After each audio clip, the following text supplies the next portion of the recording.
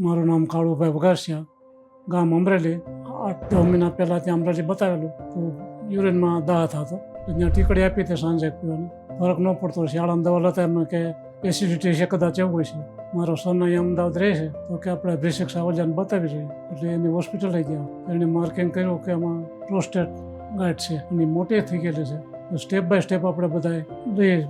પહેલાં લેબોરેટરી કરી, ત્યાર પછી MRI કર્યું, ત્યાર પછી બાયોપ્સી કર્યું. બધા એમાં પોઝિટિવ રિપોર્ટ આવતા ગયા અને થોડીક ગાંઠ મોટી હતી.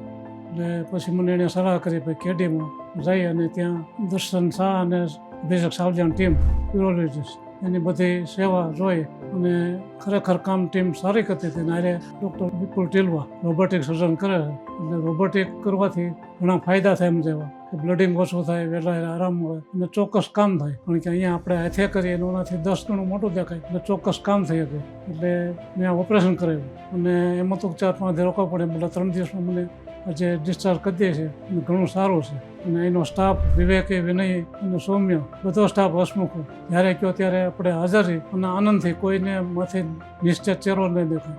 કેડી હોસ્પિટલમાં જે સારવાર જોતા મને લાગે છે કે કોઈ પણને જરૂર પડે તો અહીંયા સારવાર લેવી મારી ખાસ ભલામણ છે. કારણ કે આવો સ્ટાફ વિનય હજી મેં બીજી વર્ષમાં ઓછો જોયો નથી, એટલે અહીંયા સારવાર લેવી બહુ સારું, ઉત્તમ છે.